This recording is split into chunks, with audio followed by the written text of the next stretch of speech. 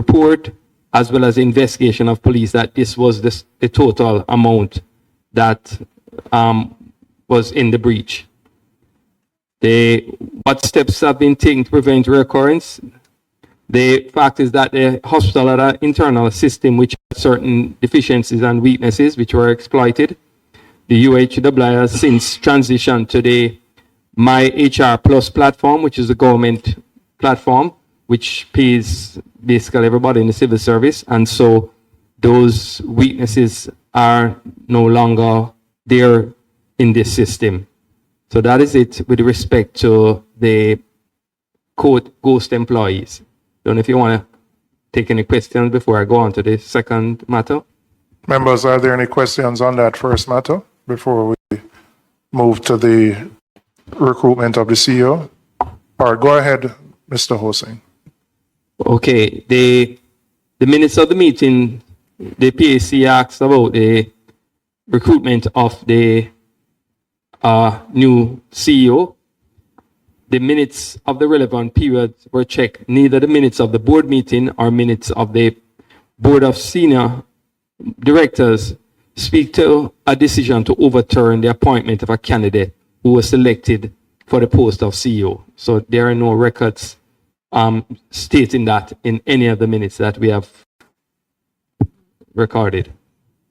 And the only reference of all the minutes that you checked, and you said you would have checked for the period from the second, pretty much yes. a 1 year period. Yes. The only reference to the CEO would have been what? Found in the July 19, 2023, which was attached, and the only mention of the selection process or employment of a candidate can be found there.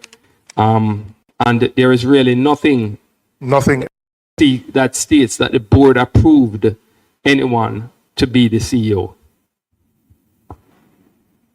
So, Member Main, the only thing we have, as the acting CEO has said, is what is 2 paragraphs of the minutes from July 19th, 2023.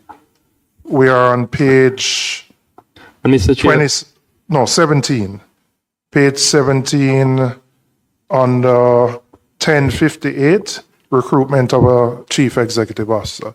You're saying from all the records, this is the only reference to any recruitment. Yes, but nothing states that the person or anyone was approved by the board or rejected by the board. And we can provide all the minutes if it is required. We just sent the only one we are seeing with mention of this whole position of the candidate. Okay. So it only speaks to the selection process of candidates. I mean, I would say I find it a little strange that this would be the only reference to the recruitment process, that there wouldn't be either some further documentation to either say person approved, etc. Only 2 paragraphs. Yes. And we, as I said, we can provide you with all the minutes if you so desire, Chair. Okay. All right, as a member, Well, Chair, this is more than concerning, because, I mean, we would have heard on the last occasion what was said to the committee, and in no uncertain terms, a particular narrative was communicated and to now hear from the UHWI, the minutes, to see that absolutely no such thing transpired. It is more than concerning to me, by virtue of the fact down the recruitment of the CEO. But Member Seawright and Member Bunting. Not to belabor the point, would it be fair to say then, Mr. Hossain, that based on the records now before the committee, the issue was not ministerial interference at all, but rather a misunderstanding, maybe worse, misrepresentation of the board's actual position, given that no board resolution supporting the narrative has been produced? As I said, we provided what we found. I don't know what may have actually taken place at any meeting, but their records does not reflect, as we shared, the information So there's no document or evidence whatsoever that the board formally voted to overturn, rescind, or reverse the appointment of the selected candidate. We are not seeing that in the minutes. All right. Member Bunting? The minutes refer to a report from the Human Resource and Customer Service Committee. Could there have been a further meeting of that committee after this meeting that addressed the issue of the CEO recruitment? I am not aware. There are no records of a meeting taking place after that meeting. So there's the Human Resource and Customer Service Committee of that board. I recall, I don't remember the exact timing, Mr. Chairman, and I wasn't here, I couldn't attend the last meeting, but I recall there was a resignation of both Dr. Foote, who is reported here. I believe he was the deputy chairman of the board. I don't know if he was the HR committee chair, but he seems to be speaking to that process in this minutes. Both himself and the chairman resigned within a few months after this report. And I, you know, I'm sure members Main and Steve Wright know well that ministers, not all communication go through the minutes of the board. Chairmen of boards can get a clear sense of where of what the wishes of the minister are without it being documented in board minutes. And the fact that they resigned shortly after seems to support the oral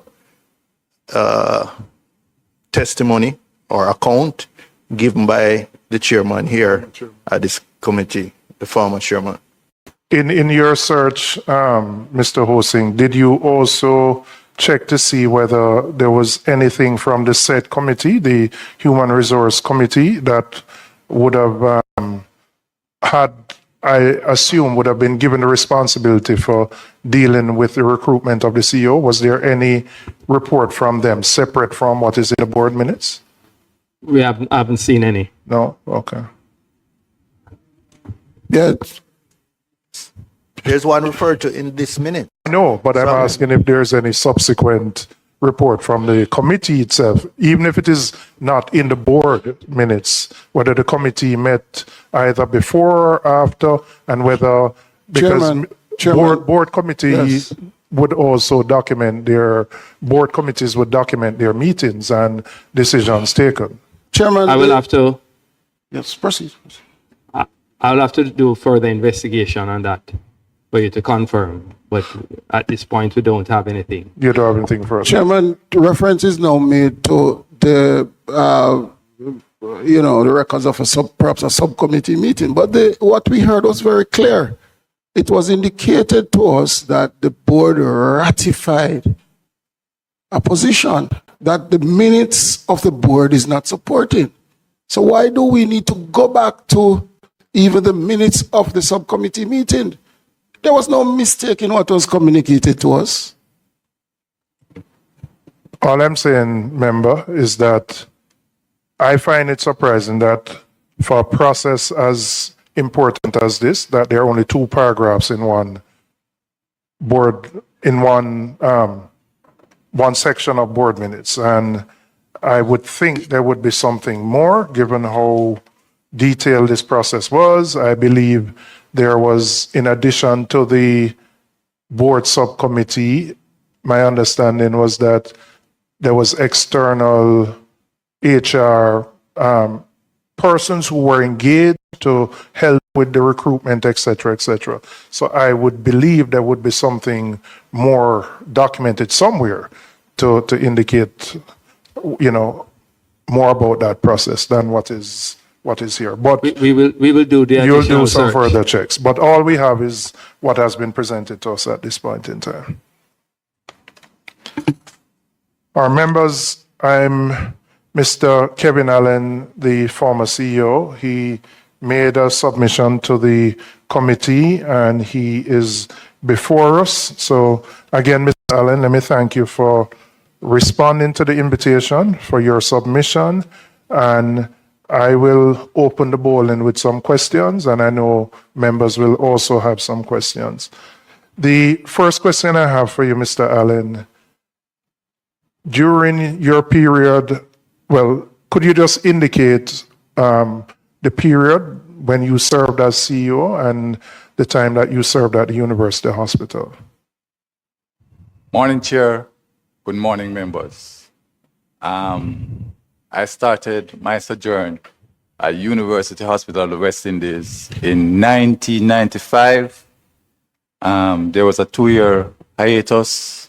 I returned in 2001, and I was confirmed CEO on the 1st of November 2016, and I left on the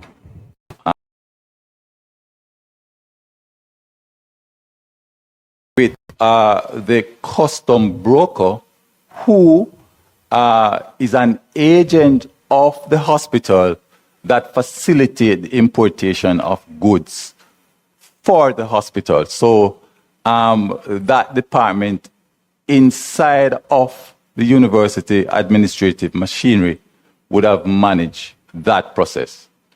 And could you indicate, in terms of frequency, how